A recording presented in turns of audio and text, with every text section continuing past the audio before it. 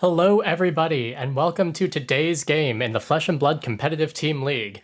My name is Andy Modell with the Hyperloops, and I am joined today by Ace from the Hyperloops. Hello, hello. All right, today we have a game between Quinn, Wongkew from the Hyperloops over here on Bolton on the right against Brandon from Top Deck Keep on Briar. This is interesting. Yeah, we I haven't don't think. seen too many Briars in the Competitive Team League. How do you think the matchup is between Briar and Bolton right now? Oh man.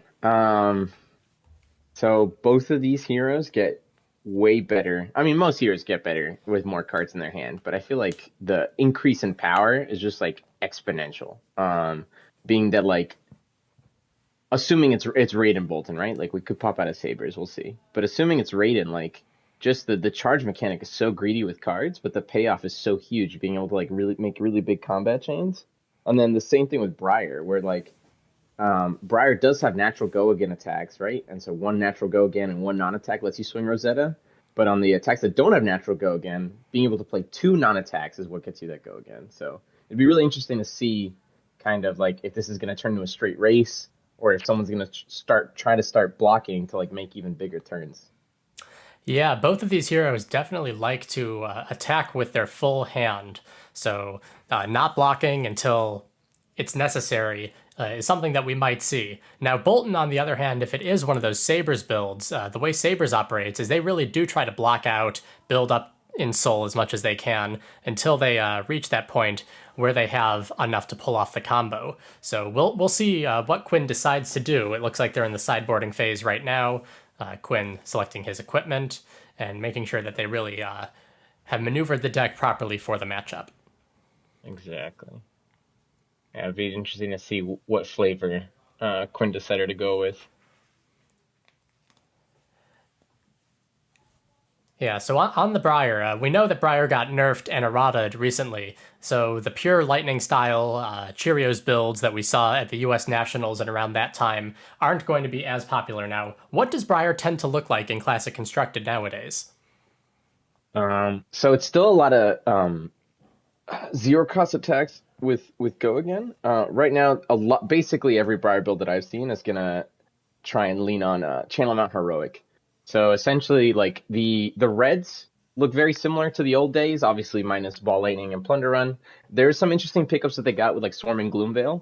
And then there's some cards that are a little bit less powerful that you wouldn't have seen before that they now have to play. But your blues basically look like a ton of Earth cards to just make sure to maximize on those heroic turns. So now your 0 for 4s or 0 for 7s with go again. Yeah, Channel Mac Heroic is definitely a very, very powerful card. And we're just letting the players know the stream is ready. Thanks for asking. And it looks like they're about to get started.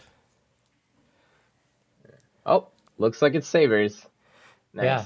So yeah, so instead of like a pure aggro race, I think like you mentioned, like what the Sabers deck is trying to do is basically build up a large amount of cards in Soul, and then find two Luminous Ascensions, maybe even three if possible, and that's going to allow them to attack multiple times with the Sabers all in one turn, trying to basically chip Briar down all the way down to either just have the game over, or then have such a being able to gain life through the Luminous Ascensions while also having enough soul to finish out the game with stuff like Celestial Cataclysm, or just making sure that basically every attack from then on is going to have go again. Yeah, we saw the Sabres Bolton in our game with Cody Williams earlier this week, or last Sunday. Cody was on Starvo, Sabres Bolton going in, and he was able to really block out that big combo turn. Briar, on the other hand, has a lot of cards that block for 2. It's not really built as defensively in general than Starvo, so I think the combo, if it goes off, will likely be much more devastating. Yep. All right. Quinn is leading off here with a Bolt of Courage. This one has the on-hit ability of letting Quinn draw a card because he ended up charging that Sink Below into his soul. And we see that Quinn's putting his soul basically underneath his arm slot. Oh, that's interesting. The Briar player decided to not block. Usually blocking on your first turn is pretty free, So I wonder what that means for like his like hand quality. If he said that like 4 damage was worth holding on to this combination of cards. Yeah, it could be that the Briar Prayer really wanted to prevent Bolton from Oh, being able to give it go again. When you have that Bolt of Courage and all the other things, Bolton's ability only lets them get the go again if it's blocked with an attack card. So if Briar had a lot of attacks, then declining to block there wouldn't have given it the boost. So we only got that one attack going in. Briar over here having less life though, it allows the Scar for a Scar also to get yep, that go again. yep, that is a big deal. So basically, already even on life, taking some damage to make sure that your Scar gets go again. Oh, and here's a swarming. Yeah, Swarming So that's Gloomveil definitely, in my opinion, probably one of the most powerful cards that we saw out of Everfest. definitely. I think it's interesting how all of the rune blades interact with it like slightly differently. So if you notice because the Scar for a Scar hit, it created the embodiment of Earth, which is an aura, which now gives that Gloomveil go again. Hmm.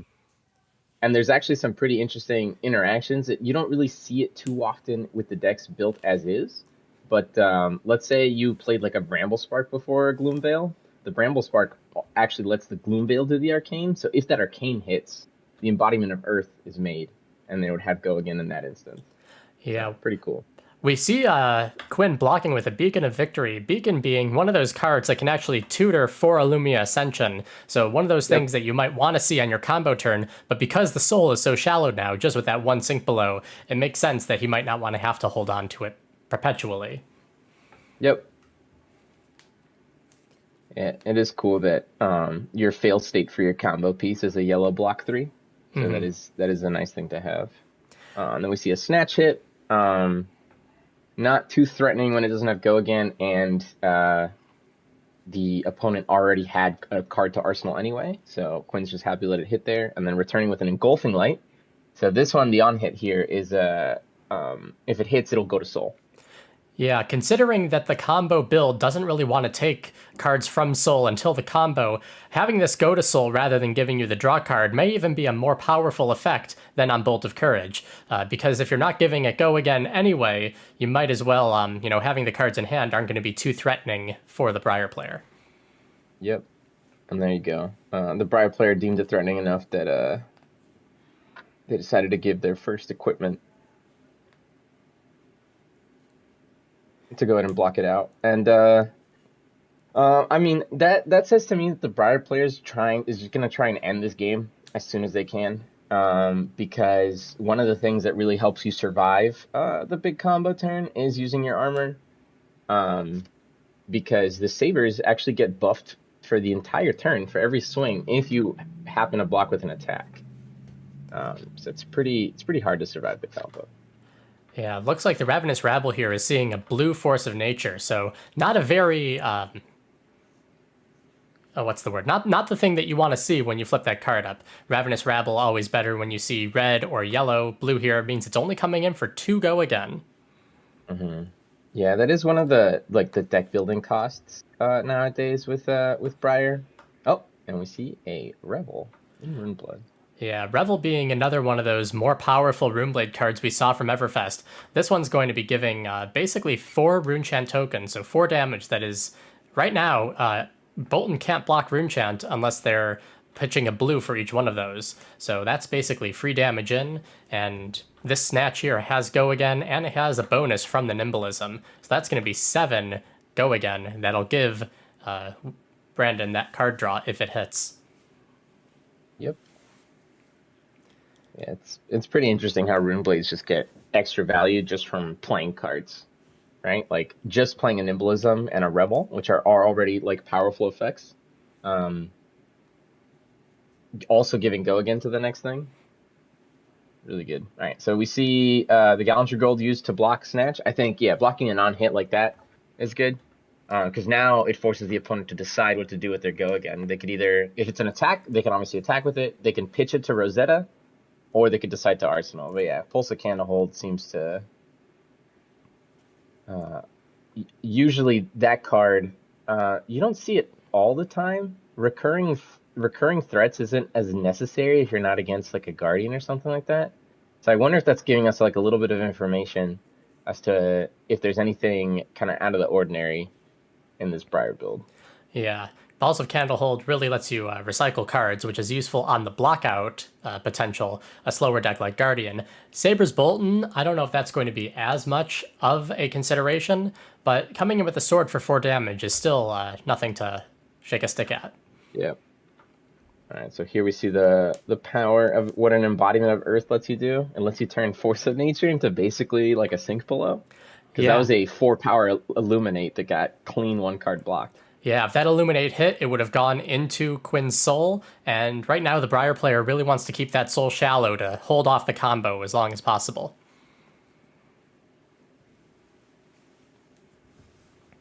Interesting. Exude. So this says to me that the Briar player maybe was hedging for the fact that this might have been a Sabres build.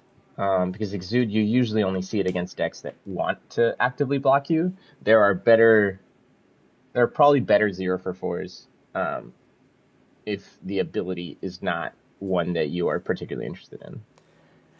Yeah, Exude Confidence only allowing defense reactions or instants if there's already a card with more power blocking it will prevent Quinn from using a defense reaction alone over here. So normally you're not thinking about that if you're against a hyper-aggressive deck that likes to refrain from blocking. So maybe this was a prediction that it would be the Sabres build, or maybe it's just that Exude is useful enough as a card you can pump with those spare blues you have.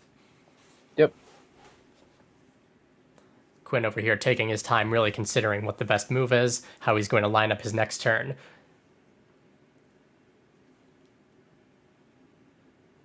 So blocking with the Courage. So as of right now, taking 2. Let's see if there's any responses from the Briar player. Nope. Briar's just going to Arsenal. So that's interesting. So now Quinn has a 5-card hand. So we might...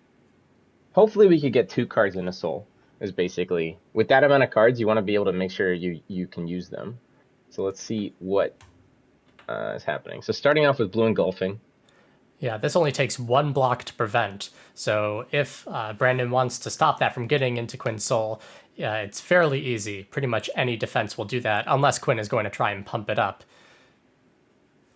Yep. Yeah, with that amount of cards, you might be wary of maybe there being like the Courageous Steel hand, which is the pump that Bolton plays. The red one gives +3. I think you can only play it if you've charged that turn, but it does cost 0, which is nice. Mm-hmm. Yeah. Quinn blocking with Courage of Bladehold, that's usually something that you want to make sure you do before you get the combo, because Courage is so key in making that combo free. So seeing that come out to block right now, or last turn, makes me think that Quinn is either close to that combo, or he's thinking that the cards in his hand are really worth keeping onto. You're not going to see him block with that a second time unless things get really dire. Mm-hmm. Oh, and there we go. There's the Mount Heroic that we were talking about before the game started, pitching an Earth Blue. So now, while the Heroic is out, all of the attacks on the Briar side of the table are going to have +3. Yep, and it looks like Brendan is pitching to activate Grasp the Arknight as well, bringing in this Rune Chant. Now, Rune Chant is not going to be buffed by the Channel Mount Heroic. It's just attack action cards, and this is arcane damage. Yeah, I wonder if that means he has a Gloom Veil. Nope, with this, I don't really know what the last card could be. Oh, this could just be... Yep, this is just like a setup turn. Yeah, so next turn, we have... Brandon has an Embodiment of Lightning token, so his first attack will get Go again. A Rune Chant, which should be popping with this Rosetta Thorn. And then Channel Mount Heroic. So the first attack will be +3 and Go again. Everything else next turn is going to be +3. So that's going to be a very powerful Briar turn coming up, unless Quinn can find a way to make Brandon block out. Yeah, definitely. And especially because the Briar player also has a Tunic and will have 5 cards. Mm-hmm. And with the Embodiment of Lightning started, that means that there might even be a potential, depending on what's in their hand, to make a second Embodiment of Lightning. And usually, the reason why that would matter is because some of the strongest turns from Briar involve Force of Nature, which allow all of your cards that are currently higher strength than their base power to give you a card when they're on hit. So Briar really has a way to use a ton of cards, and depending on what's stacked on top of the deck, even draw multiple cards. And seeing something like 30 damage or sometimes even 40 isn't unheard of from a Briar deck with this setup that we see on the right side of the table. Yeah, and we don't know what this arsenal card is. That could be anything, really. Yep. All right, For Quinn. my read, yeah. Yeah, Quinn over here choosing to play an Engulfing Light. This is the red one this time. And without that Embodiment of Earth, we'll have to have something that blocks naturally for 3, use an equipment, or 2 cards in order to prevent this from hitting and going to Soul. We don't know if this is the turn where Quinn's going to combo. Looks like he just popped his boots. And so that's going to give it go again, I believe. Yep. Yeah, my read is that Quinn probably has had at least a Lumina for a little while because we've seen him keep hands and not be able to and not use them. So yeah, we're gonna see a combo attempt here. Yep, there are 5 cards in Soul right now. There is 1 Lumina. There is 2 Lumina. And Courage of Bladehold was popped, so all of these Centauri Saber swings will cost nothing. Bolt of Courage over here popping for the Gallantry Gold. So this is going to get +1 from Gallantry Gold, another +1 from Luminia, and another +1 from the second. So each of these swords can swing 3 times this turn and has +3.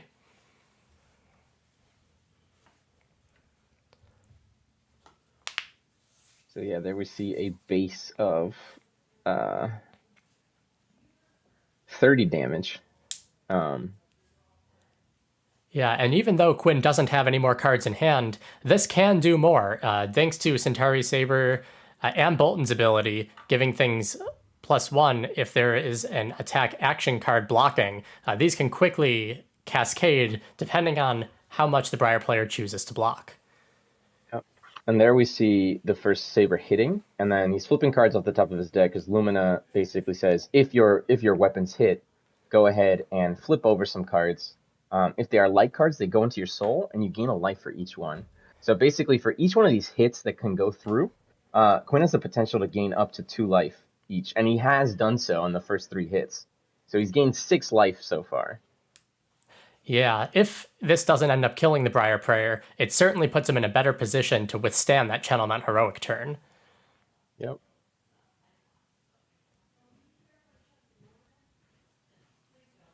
Yeah, with no blocks, I think the Briar player goes down to 3.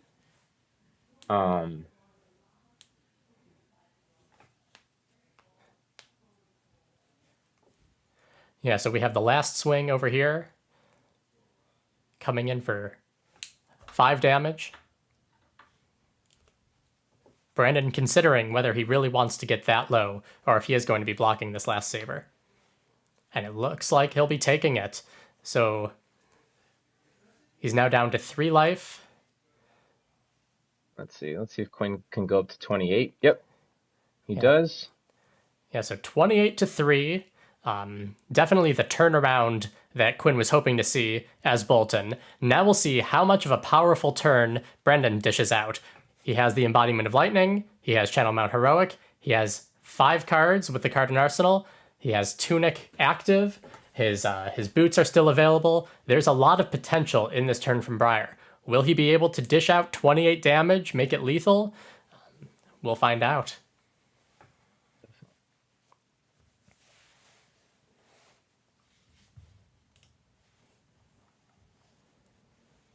So there's the force of nature that I'd mentioned. Yeah, and he's fusing with it. another Channel Mount Heroic. So if that Channel Mount Heroic makes the field, that would give everything even more of a boost. Though it looks like right now, this Exude Confidence is getting +3 from Channel Mount Heroic, and additional +1 from Force of Nature. So that's going to be coming in for 8 damage with an on-hit to draw a card. And the Bolton player cannot use defense reactions unless blocking with something with more than 8 power, which I don't think he's going to be able to do. Nope. Not 8. 8's a little too big. Bolton does run a ton of 7s. But not quite 8s. Yeah, we'll see if Quinn decides that he wants to block out this on-hit draw a card effect or save his cards for the remainder of Brandon's turn or his next turn.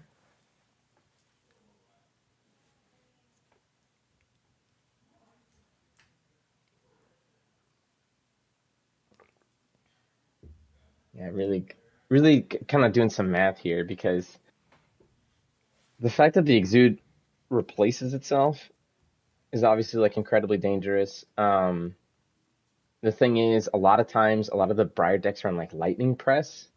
So even if you do go to block out, they can like go over the top of you anyway and draw the card. And so you're really trying to see uh, if if Quinn's 4 card hand plus the 11 cards in Soul are going to be enough to force blocks on the next turn. Yeah, and it looks like Quinn has decided to take that hit, taking the damage, bringing him down to 20, and allowing Briar to generate that Embodiment of Earth token.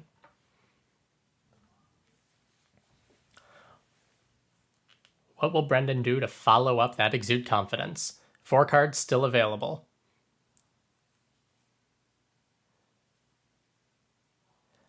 Ooh. A Revel in Runeblood coming in. We've seen the attack, we've seen the non-attack, and as the second non-attack action, this generates another Embodiment of Lightning for Brandon.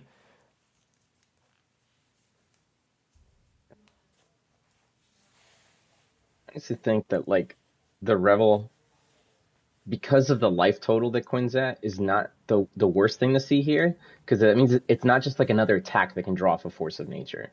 Yes, it's for damage, but because it's not a physical damage, it's like physical attack attacking.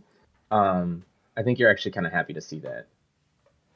Yeah, Revel in Runeblood only giving 4 rune chance with Briar isn't as devastating as it is in a Viscerai build where it's giving you either 5 or 7 if you have Mordred tied out. But still, that allows this sword to come in for 4 rune chance, 2 arcane, and then 2 physical. And it looks like Quinn has just taken all 8 of that. Oh, happily, because if you are getting rosetted while there's still cards in hand, that means that the heroic turn is over. So Yeah, even though the pieces were there to make this like one of the most devastating turns that Briar can make, and it ended up not coming together. So Quinn's actually super happy to see that. yeah. This But was definitely much less explosive than we thought, though we know he has that Channel Mount Heroic that he fused with earlier still in hand.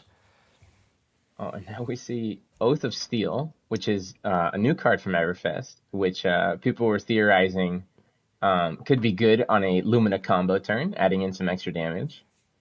It came 1 turn after the combo, but because it does buff your sabers, it is cool that Quinn is able to give them go again with Bolton's ability.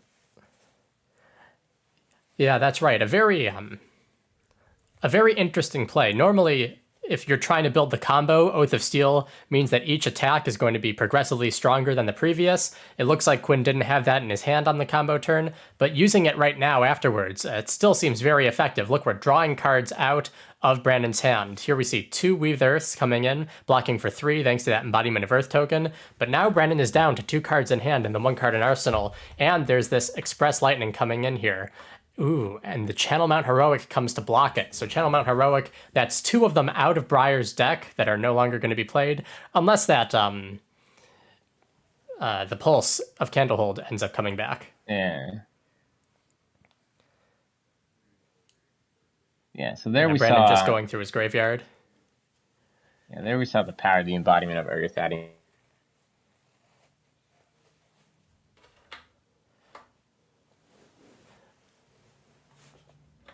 All right, and it looks like we're just seeing the Rosetta Thorn come in for 2 damage here. Brandon riding that turn off effectively, and Quinn taking that happily, wanting to keep all the cards in his hand to continue the pressure.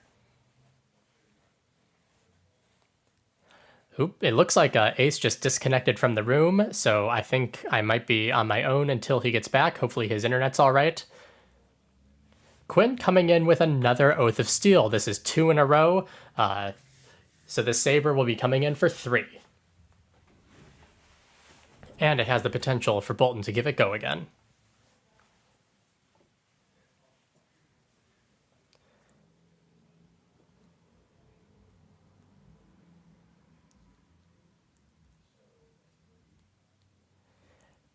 Brandon carefully considering how to block this. Should he be blocking with his non-attack cards, preventing it from getting the boost? There is no Embodiment of Earth token right now because it wasn't an attack action card. It was just the weapon that ended up hitting last turn. So all of his non-attack actions are only going to block for their face value instead of that extra one. Looks like he is blocking with the Swarming Gloom Veil, which triggers Centauri Saber's ability, and I think Bolton's ability as well. That might want to be +2 instead of just the +1, bringing that to a total of 5, but it looks like Brennan took 1 damage there. I could be wrong, though. Ooh, and we're seeing a Sonata Arcanix. This only blocks for 2 against the 3 damage coming in. So that brings Brennan down to 1 life. Quinn can give this Saber go again. Yeah. And it looks like he still has 2 cards in hand, 1 card in arsenal. The pressure is definitely on against Brandon right now.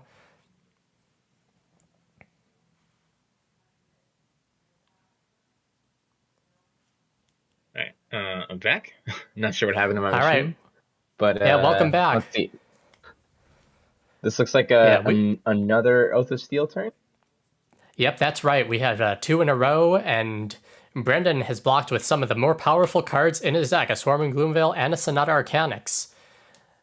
Oh, wow. And now we're seeing Valiant Thrust, which actually is only coming in for 4 because Bolton didn't have an opportunity to charge this turn.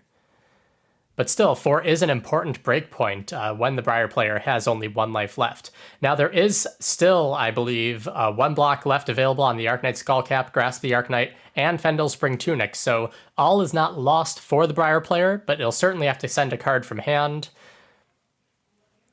Yeah, Ravenous Rabble bringing this Valiant Thrust up to 5 thanks to Bolton's ability, and Brennan is choosing to block with all of that equipment. So really putting him down to just the 1 card in hand, the 1 card in arsenal, Rosetta Thorn, and his Snapdragon Scalers, which don't block for anything, but can give an attack go again should Brendan have enough cards to make that go again worthwhile in the future. So something actually interesting there is I think that Brendan actually went ahead and overblocked because Bolton's ability is only on if he's charged. So unless I'm miscounting. Yeah, you are right there. Tunic without needing to. Yeah, that's something that I missed. It looks like Brendan missed it too, but Quinn was happy to take all that equipment for sure. Oh, of course. Yeah, Scar for a Scar coming in here for 4 go again. It could be that card in Brandon's arsenal costs 0 and could follow this up, but we've seen that card sitting in arsenal for a little while. I'm not quite sure what it's going to be at this point. Let's see. Could it be... I think I've lost track, but could it be the 3rd heroic? I remember we saw it being fused, but did that end up getting pitched on the I think it was turn? blocked with. I don't actually recall. Oh, that's right. All right, Take Flight coming in from Quinn. This is a card usually you see a lot of these. This is our first one in this game. This has natural go again and allows Bolton to charge. So no matter what, Quinn will be able to come in with something else. He has 2 resources floating. Because this is blue, though, it's only 2 damage, but it does become 3 if Brendan blocks now that he has charged. Blocks with an attack action. Correct. Yeah, this is interesting. So Quinn's actually had a pretty poor follow-up post-combo from his deck. Oh, well, besides this turn. Because usually you want to be drawing some like really strong charge attacks or like Celestial Cataclysms now that your soul's so big to just really end the game. But he's had to get by with just having Oath of Steels. But now we're finally seeing some more appropriate pressure with another Lumina Ascension. Yeah, these non-attack actions really able to fully block thanks to the Embodiment of Earth, but Quinn has been able to keep Brendan down to very few cards in hand. Yep. And also still has a healthy amount of soul. So once we draw... Yeah, it looks like a Snatch coming in from Brendan. The on-hit allows him to draw a card, so if this isn't blocked, it might be worthwhile for the Briar Prayer to use his Snapdragon Scalers, hope that the next card he draws will be useful, but we'll see if Quinn decides to block this out or keep the cards for hopefully the finishing blow. Yep. So yeah, an interesting thing here is like with there's the value of keeping your equipment for later in the game. Let's say there's a world without Snapdragon scalers. The only thing you care about at that point is like a lightning press. Um, so just blocking three, just giving one card will keep you safe and allow you to swing back with a four card hand. But because of the scalers, Quinn actually has to respect the snatch a little bit more. Yeah, and that could be a lightning press we've seen in Arsenal for a while. Brendan really holding on to hopefully make a game-ending finish.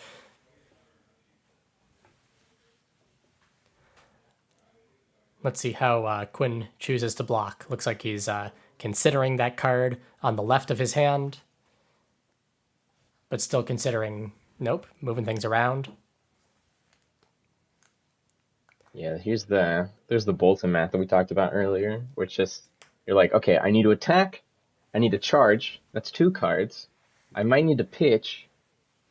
I probably need to buff in case they don't block. There's four, so it's pretty hard. Your hand just kind of really falls apart if you have to go under four cards. But we'll see what Quinn can cobble together here.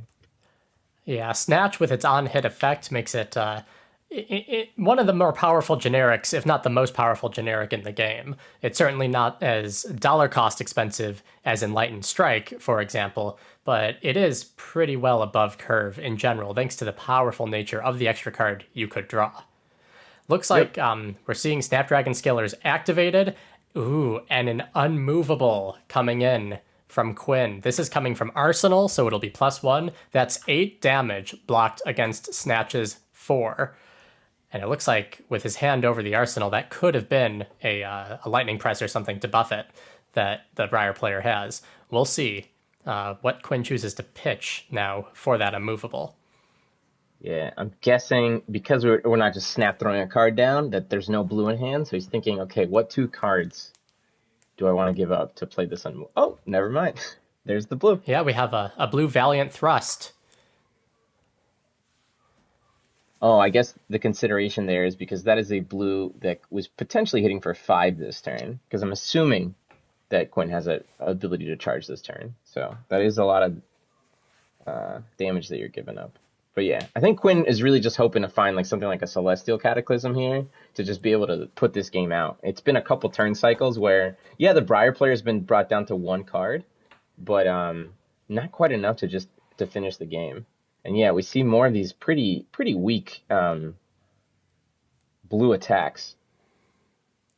Yep, Quinn choosing to come in just for 2 with Go Again, charging that Soul Food. Soul Food, a card that's useful before the combo, not as powerful afterwards because you're not too concerned about your soul. Quinn has 8 cards in his soul right now, which should be more than enough to last him the game. Yep. But because of the charge, that does give Take Flight the Go Again, and with the 2 resources floating, he'll be able to come in with at least one of those sabers. Yep. Yeah, at this point, it just depends on the hand composition on the Briar side. If there are no other non-attacks, the sabers will be able to get buffed, but we'll see. Yeah, non-attacks only blocking for 2 doesn't really matter when the attacks are only coming in for 2 damage natively right now. So even though he doesn't have that Embodiment of Earth token, the single Earthlore Surge was able to block the Take Flight. We'll see what ends up coming in against the Centauri Saber. Ideally, the Briar player has, for them, they want to have a other non-attack to block with, because if not, and that might have been, there might be some discussion as to maybe there was a mistake here, because blocking with an attack, not only does it mean that you have to make sure that you block for 3, but now the Centauri Saber is actually greater strength at its base, so Quinn can now give it Go Again, being able to strip more cards. And we're seeing that Blossoming Spellblade come in, blocking for 3. We're seeing a Lightning Surge, which only blocks for 2. The Saber should be going up to 3, and unless something else happens, it looks like that'll be lethal. Yeah, and I think the Briar player is now realizing that the Earthlore Surge block was, even though it was like a clean 2 for 2, because the Take Flight already had Go Again, it might have been better to send the Spellblade over there, for example. And instead, I think we might be looking at game. Yep. Yeah, players starting to reveal things. Yeah. Yeah, that lightning press over there, just waiting for that lethal blow. Chances are that last card in hand doesn't block for anything. Well, thanks for joining me today, Ace, and thanks to all of you for viewing the game. This was Game 4 in the series between the Hyperloops and Top Deck Keep. Quinn winning for 3 wins, 2 Top Deck Keeps 1. So this series will be going to the Hyperloops. Thank all of you for watching. I appreciate it. Please smash the like button on the video, subscribe to the YouTube channel for more, and have a good rest of your day and a good weekend. We'll see you hopefully on Sunday, where Cody Williams will be playing.